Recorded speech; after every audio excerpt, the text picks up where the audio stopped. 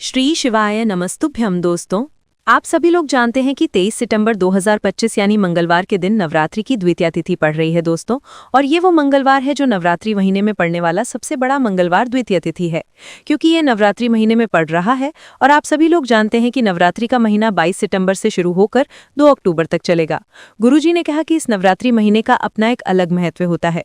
नवरात्रि महीने में आपके माँ दुर्गा इस धरती पर आते हैं और अगर हम उनको प्रसन्न करने के लिए कोई भी उपाय करते हैं तो वो आपसे प्रसन्न हो जाते हैं।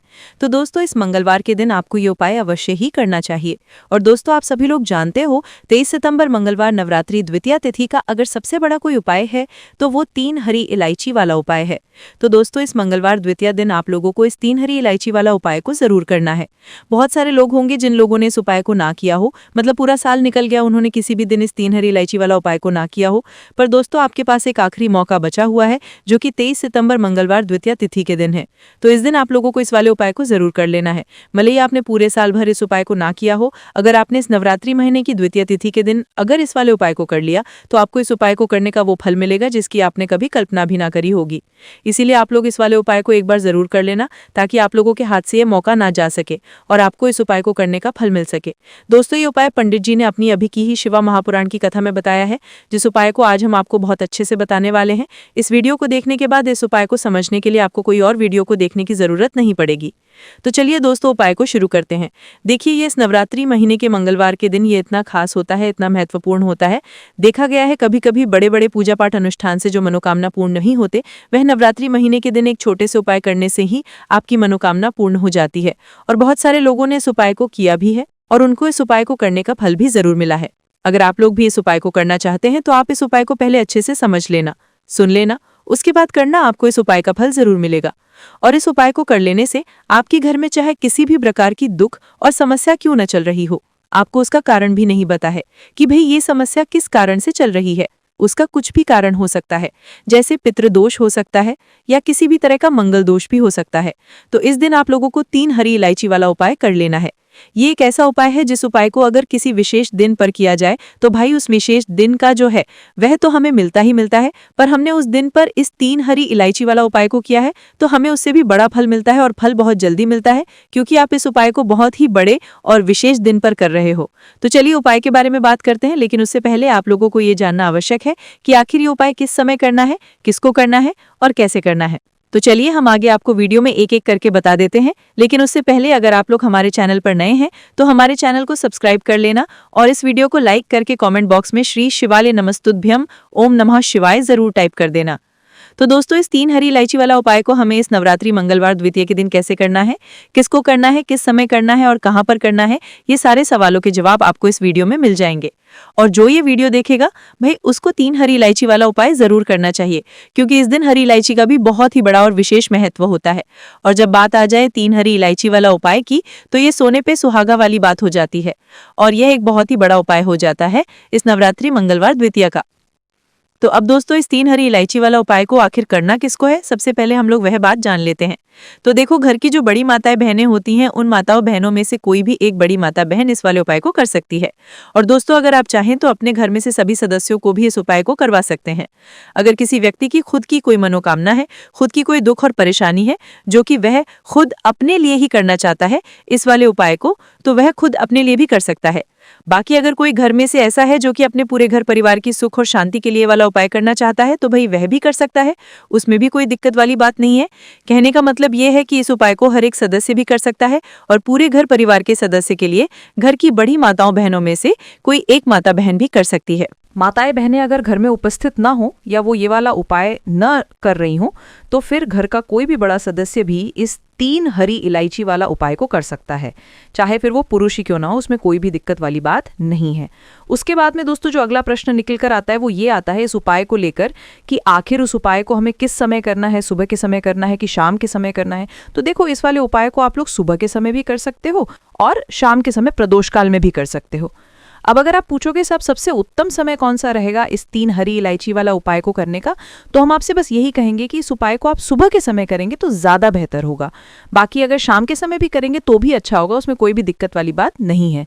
तो अब दोस्तों जो अगली सबसे बड़ी और महत्वपूर्ण बात आती है वो ये आती है कि सुबह अगर हम उपाय को करेंगे तो हमें कितने बजे से कितने बजे तक के बीच में करना है, और शाम के समय काल में करेंगे तो हमें कितने बजे से कितने बजे के बीच में करना है। तो देखो सुबह जितनी जल्दी हो सके आप उपाय को करने की कोशिश करना। बाकी अगर किसी कारणवश लेट भी हो जाओ, थोड़ी देर भी हो जाए, तो 10 या 11 बजे तक भी आप उपाय कर लेना, पर 12 बजे से ज्यादा देरी ना हो। ठीक है, इस बात का ध्यान रखना। उसके बाद में दोस्तों अगर शाम के समय प्रदोष काल की बात करें, प्रदोष काल का जो समय होता है वो शाम के 6 बजे से शुरू हो जाता है। मतलब शाम के 6 से लेकर 7 बजे के बीच का जो समय होता है ये समय प्रदोष काल का समय होता है। इस उपाय को आप 7 या 8 बजे के बीच में भी कर सकते हो। मतलब शाम के 6 से रात 8 बजे के बीच में आप कभी भी इस वाले उपाय को कर सकते हो, उसमें कोई भी दिक्कत वाली बात नहीं है। तो दोस्तों देखिए, सबसे पहला उपाय मात्र 3 हरी इलायची लेना है और आपके सारे संकट दूर हो जाएंगे। देखो 3 हरी इलायची क्यों लेना है? देखिए सबसे पहली हरी इलायची जो है वो धन की परेशानियों को दूर करेगी, दूसरी हरी इलायची जो है वो बुद्धि ज्ञान विवेक की प्राप्ति कराएगी, और तीसरी हरी इलायची जो है वो घर के कलेश को, घर के संकटों को, घर में संतान संबंधित परेशानियों को दूर करेगी। तो 3 हरी इलायची कहाँ कहाँ पर रखनी है, किस प्रकार से रखनी है, समझना। देखो सबसे पहली बात तो यह है कि जब ये उपाय करोगे तो आप गुरुवार के दिन यानी कि आज रात में भी ये उपाय कर सकते हो, आज पूरे दिन ये कर सकते हो, मंगलवार के दिन भी आप ये उपाय कर सकते हो, साथ ही साथ सोमवार के दिन भी उपाय कर सकते हो। नवरात्रि का ही होना चाहिए। ठीक है, अब देखो करना क्या है। सबसे पहली हरी इलायची, देखो ये उपाय 2 प्रकार से होता है। अगर आप सूर्यास्त के पहले कर रहे हो तो किस प्रकार से करना है, और सूर्यास्त के बाद अगर आप ये उपाय कर रहे हो तो किस प्रकार से करना है। देखो सबसे पहले जानते हैं कि अगर आपने सूर्यास्त के पहले आपको उपाय करना है तो क्या करना है। आपको एक हरी इलायची लेनी है, ठीक है, तांबे का पात्र लेना है। तांबे के पात्र के अंदर एक हरी इलायची डाल देनी है, और उसके बाद आपके घर में जहां भी तुलसी ली है, तुलसी जी की जड़ में आपको सूर्यास्त के पहले पहले आपको तुलसी जी की जड़ में ओम महालक्ष्मी नमः का जाप करते हुए ये हरी इलायची मिश्रित जल आपको अर्पित कर देना है। पहली इलायची आपने तुलसी जी में अर्पित कर दी। अब देखो दूसरी हरी इलायची जो है वो आपको तांबे के पात्र के अंदर जल देना है, उसके अंदर दूसरी हरी इलायची डालना है, और ये हरी इलायची ले जाना है आपको भगवान शिव के मंदिर में। अब ये हरी इलायची वाला जो जल है, थोड़ा सा जल आपको गणेश जी वाले स्थान पर अर्पित करना है, ओम गण गणपते नमः या श्री गणेशाह नमः का जाप करते हुए थोड़ा सा जल आप वहां पर अर्पित कर देना, और बाकी का जो शेष जल है भगवान शिव के शिवलिंग आपको पूरा जल जो बचा हुआ है वो अर्पित कर देना। ये जब आप अर्पित करोगे तो आपकी कामना क्या होनी चाहिए? बुद्धि ज्ञान विवेक की कामना होनी चाहिए। यदि आप माताएं ये उपाय कर रही हैं तो बच्चे के बुद्धि ज्ञान विवेक के लिए उनको प्रार्थना करना है। आगे आपको बात समझ में? दूसरी चीज, 2 इलायची का हमने उपाय कर लिया। अब जो तीसरी हरी इलायची है ये आपको क्या करना है, आप ही के घर में माँ अम्बे की फोटो के सामने, माँ अम्बे की फोटो के सामने या घर की कुल देवी के सामने आपको एक लंबी बाती का दीपक जलाना है जिसके अंदर घी भरना है, और उसी दीपक के अंदर आपको ये हरी इलायची डाल देना है इस मंत्र का जाप करते हुए। ठीक है, 11 बार मंत्र का जाप करना और एक हरी इलायची दीपक के अंदर डाल देना, और इसी दीपक से माता रानी की आपको आरती करना है। आ गई आपको बात समझ में? अगर आप सूर्यास्त के बाद अगर आप ये उपाय कर रहे हो ना, तो बस एक ये है तुलसी जी के पौधे के वहां पर आपको लंबी बाती का, गोल बाती का नहीं, क्योंकि ये जो दीपक लगाएंगे ये माता के निमित्त लगाएंगे, इसलिए लंबी बाती का दीपक लगाना, और वहीं पर आपको एक हरी इलायची भोग के रूप में आपको रख देना है दीपक के अंदर। ठीक है, और ये दीपक आपको प्रज्वलित कर देना है, दीपक का मुख उत्तरमुखी होना चाहिए। आगे आपको बात समझ में? देखो ये उपाय था 3 हरी इलायची का। घर में जो भी धन संबंधित परेशानियां हैं वो भी दूर होंगी, घर में बुद्धि ज्ञान विवेक की प्राप्ति होगी, और जो घर में माता रानी दुर्गा के सामने जो दीपक लगाओगे जिसके अंदर हरी इलायची डालोगे वो होगा माता अम्बे को प्रसन्न करने का। दीपक के अंदर जो आखिरी में अगर इलायची बच जाती है तो उसके ऊपर थोड़ा सा कपूर डाल करके उसको प्रज्वलित कर देना। ध्यान रखना इलायची की जो खुशबू है वो माता लक्ष्मी को, देवियों को बहुत ज़्यादा प्रिय है, तो अगर आपके जीवन की भी संकट होंगे वो सब दूर हो जाएंगे। देखिए यदि शाम के समय सूर्यास्त के बाद अगर आप ये उपाय कर रहे हो तो तुलसी जी में भी दीपक लगाओगे लंबी बाती का।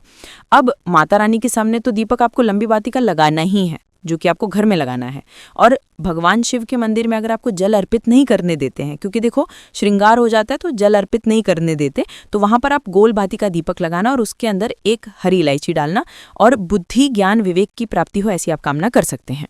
अगर सूर्यास्त की बात कर रहे हो तो 3 दीपक, और तीनों दीपक में हरी इलायची लगाना है, और ध्यान रखना भगवान शिव के मंदिर वाला जो दीपक होगा वो गोल बाती का दीपक होगा, और तुलसी जी वाला और घर में जो माता रानी के सामने लगाओगी वो दोनों दीपक जो है वो लंबी बाती के होंगे। आ गई आपको बात समझ में?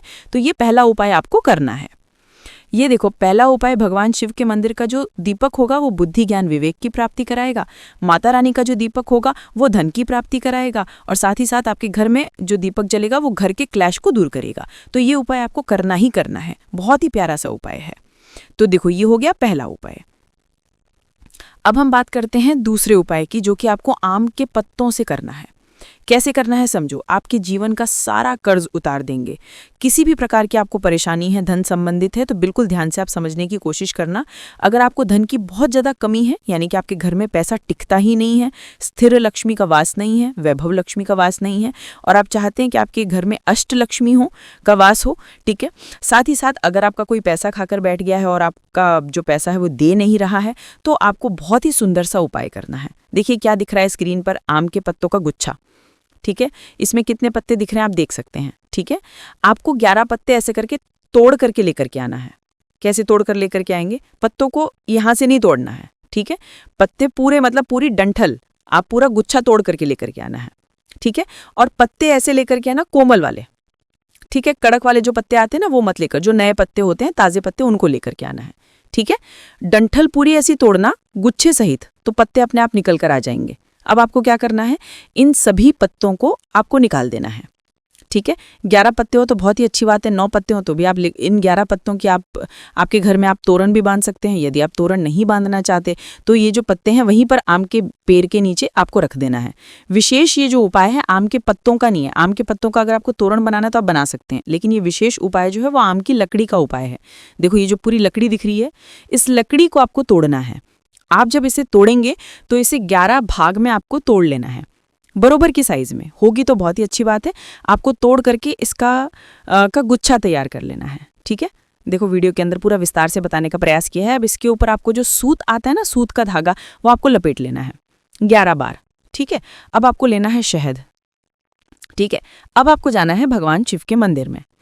नवरात्रि में सुबह जाना चाहे तो सुबह चले जाएं, शाम को जाना चाहे तो शाम को चले जाएं। देखिए ये जो उपाय है चारों नवरात्रि में आपको करना चाहिए। आपके जीवन में किसी प्रकार की आपको जीवन में धन की समस्या आपको देखने को नहीं मिलेगी।